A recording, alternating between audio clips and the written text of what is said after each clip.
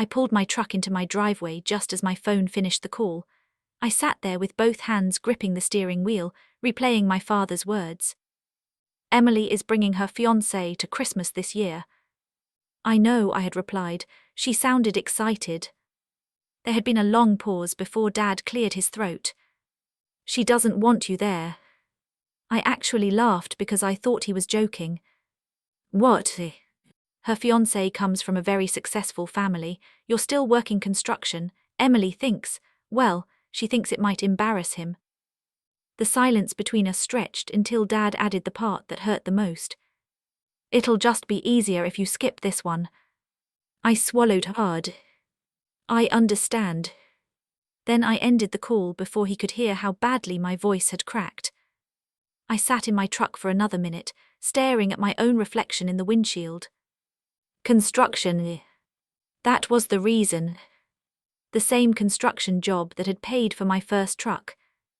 The same construction job that had let me help my parents every time something broke in their house. The same construction job that had kept food on my own table without asking anyone for a dime. Apparently, that job was now too embarrassing for Christmas dinner.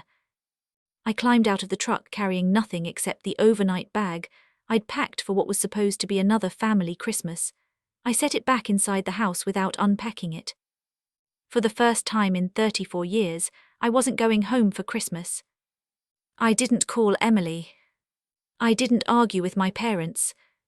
I didn't beg for an invitation. If they wanted me gone that badly, I wasn't going to force my way into their celebration. 4 days later, someone pounded so hard on my front door that the windows rattled. When I opened it, my parents were standing there. Emily stood behind them. Beside her was a tall man wearing an expensive charcoal coat I'd never seen before. The second he looked at me, his eyes widened. "You're Wannie Carter." "I am." He looked from me to my parents, then back again. His face went completely pale. "You're the trustee." Nobody said a word. My father's confident expression disappeared so fast it almost looked painful. For several long seconds, the only sound was the cold December wind moving through the trees outside my porch. That single question told me something had changed. Someone had finally revealed the one secret my grandfather had trusted me to keep. Just 4 days earlier, I wasn't good enough to sit at my parents' Christmas table because my construction job supposedly embarrassed Emily's wealthy fiancé. Now those same people were standing on my porch, looking at me as though I suddenly mattered. That alone told me Christmas had never really been the reason. I had never missed a Christmas with my family. Not one. Even after I moved into my own place, I still showed up early every year. I'd help Dad haul decorations down from the attic, fix loose cabinet doors Mom had been complaining about for months, and make sure the old furnace kept running through the holidays. When a storm had damaged part of their roof 2 winters earlier, I spent 3 weekends repairing it without charging them a penny. Dad had hugged me afterward. "I don't know what we'd do without you." Funny how quickly those words expired. The moment Emily started dating someone with money, I became the embarrassing son. I hadn't even met the man standing in front of me. Apparently, he already knew enough about me to reject me from Christmas. Or at least that's what I'd believed. Now he looked more confused than judgmental. My mother forced a smile. "Wannie, can we come inside? We really need to talk." Emily looked between all of us, clearly lost. Dad said there was some misunderstanding. Before I could answer, her fiancé slowly shook his head. "No," he said quietly, never taking his eyes off me. "I think I've been the one who misunderstood everything." My father's shoulders stiffened. "Daniel." But Daniel ignored him. He looked directly at me and asked the question that made every piece of the last 4 days suddenly feel different. "When did you become the trustee?" The question hung between us, but instead of answering, my mind drifted back 3 years to the day my grandfather called me into his study. He closed the door behind me and pointed to the chair across from his desk. "Wannie," he said, "there's something I need you to promise me." I'd smiled. "If I can." You can. Grandpa had always admired simple things, keeping your word, showing up on time, earning an honest living. He never cared that I wore steel-toe boots instead of a suit. I've watched how everyone in this family handles responsibility, he continued. You're the only one who never asks what you'll get in return. I didn't understand why he was saying any of it. Then he slid a sealed envelope across the desk. After I'm gone, you'll understand. When Grandpa passed away months later, the family's attention centered on the will. My parents hovered around the attorney, expecting a generous inheritance. Emily was heartbroken, barely paying attention to the legal details. Near the end of the meeting, the attorney asked quietly, "Mr. Wannie Carter, could you stay behind for a few minutes?" Once everyone else left, he opened the envelope. Your grandfather appointed you as the sole independent trustee of Emily's trust. I stared at him. There has to be a mistake. There isn't, the attorney replied. Your parents have no authority over these funds. Emily will receive them only when the conditions your grandfather established are satisfied. Until then, every discretionary distribution requires your approval. Before I left, the attorney handed me another document. Your grandfather also left one instruction in his own handwriting. It read, "Never surrender this responsibility because someone shares your last name. Money doesn't change people, it reveals them." Standing at my front door years later, looking at my parents' anxious faces, those words echoed louder than ever. Had they really excluded me from Christmas because of my construction job? Or had $18 million been sitting at the head of the table all along? Daniel's question was still hanging in the air when my mother stepped forward. "Wannie, it's freezing out here," she said with an uneasy smile. "Can we please go inside? We can explain everything." I looked from her to my father. 4 days ago they couldn't risk having me at their Christmas table. Now they couldn't wait to get into my living room. I opened the door without saying a word. No one touched the coffee I'd poured. Dad leaned forward first. "This whole Christmas thing, it was just poor wording. We never meant for you to think you weren't welcome." I looked at him. "You told me my job would humiliate Emily's fiancé." He opened his mouth, then glanced toward Mom. "Well, it came out wrong." Emily frowned. "Dad, that's not what you told me. You said Wannie was busy working through the holidays." I turned toward her. "So you never asked me not to come?" Her face immediately fell. "No, I thought you couldn't make it." The room went silent. Daniel slowly exhaled. "I think it's time I say something." He folded his hands together. "I only found out this afternoon that you're the trustee."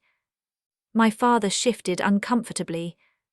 Daniel continued, "Richard and Elaine told me they would take care of the paperwork after Emily and I got married. They made it sound like they already controlled the trust." Emily stared at our parents. "What paperwork?"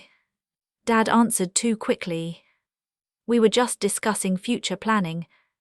Daniel shook his head. "No, you specifically told me the trust could help finance my property development project before Emily officially received the money." Emily's eyes widened. "My inheritance." "I thought you knew," Daniel admitted. "I never would have discussed it otherwise." My mother immediately pointed at my father. "This was your idea." Dad shot back, "You were the one pushing the investment." The polished image they'd worked so hard to protect collapsed in seconds. Without raising my voice, I walked to my desk, opened the top drawer, and removed a sealed envelope bearing the estate law firm's letterhead. The moment my father saw it, every trace of color vanished from his face. I broke the seal on the envelope while everyone watched. Dad didn't try to stop me. He knew exactly what was inside. The letter had come from the estate attorney only a few months after Grandpa passed away. I'd never had a reason to open the second sealed packet because the attorney had told me to keep it closed unless someone attempted to interfere with the trust. I unfolded the document and began reading aloud. "If any person, including family members, attempts to pressure, influence, or manipulate the trustee into making discretionary distributions for purposes not expressly permitted under this trust." I paused. The trustee shall immediately notify the estate attorney so that additional protective measures may be considered. Nobody spoke. Mom finally whispered, "Richard, you said he would never actually read that." Dad shot her a furious look. I lowered the paper. "So you knew this existed?" Neither of them answered. Instead, I walked to the bookshelf and picked up a small notebook. "I've been keeping records ever since Grandpa died." Emily looked confused. "Records?" I nodded. "Every conversation about your inheritance, every request, every suggestion that I should help the family. Every time Mom or Dad hinted that Grandpa would have wanted us to use the money differently."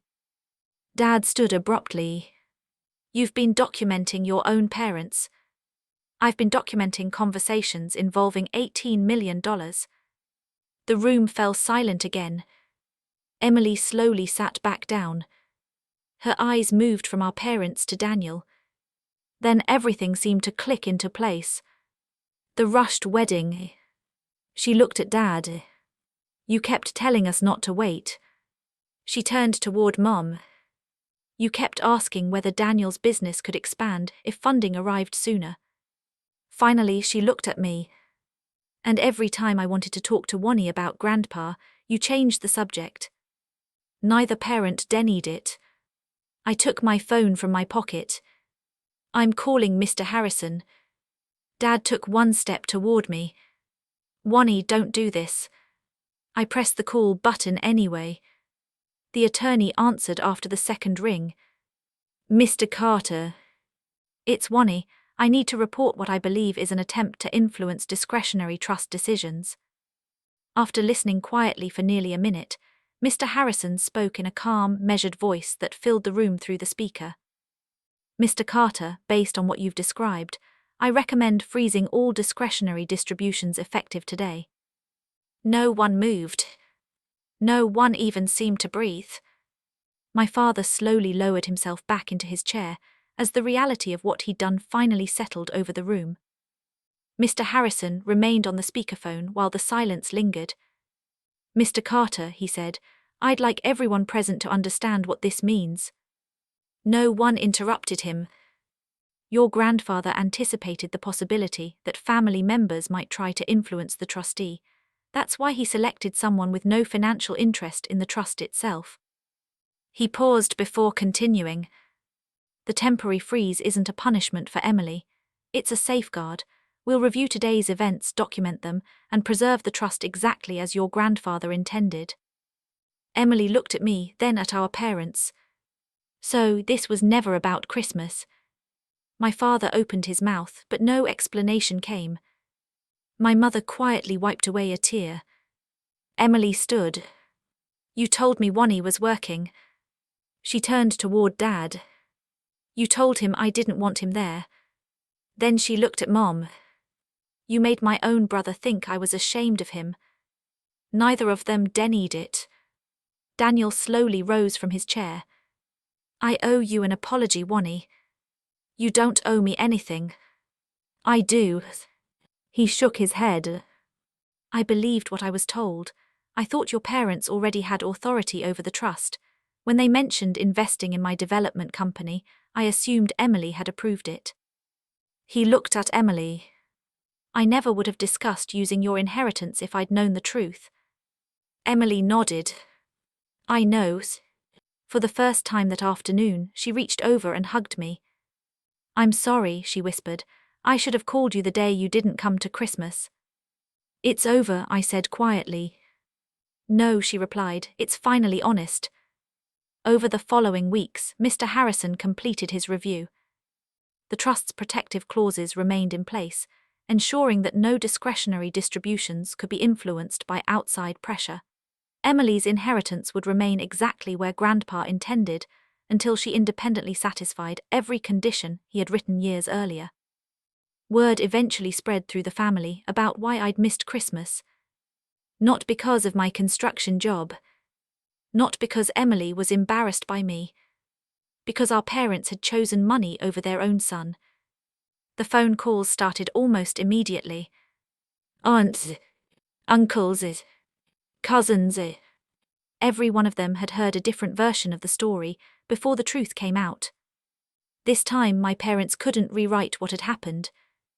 The documents spoke for themselves. Over the next several months, Emily and I began rebuilding something we'd nearly lost. We had dinner together without our parents. She visited my job sites and laughed when I showed her the houses my crew was building. "I can't believe they called this embarrassing," she said one afternoon. I smiled. I stopped believing that a long time ago. Daniel withdrew every expectation that his business would ever receive money from the trust. Instead, he secured financing on his own and gradually earned back Emily's confidence by proving their relationship wasn't dependent on her inheritance. As for my parents, they lost something far more valuable than access to money. They lost the trust of both their children.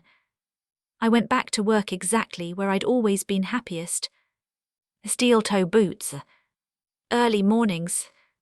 Honest work. Nothing about my life looked richer from the outside. But inside, everything had changed. For years, I'd believed Grandpa trusted me because I was dependable. Only afterward did I understand the deeper reason. He hadn't chosen the wealthiest person. He hadn't chosen the most successful one. He'd chosen the one person in the family who couldn't be bought. The Christmas invitation they took away cost me one holiday, but protecting my sister's future was worth far more than a seat at their table.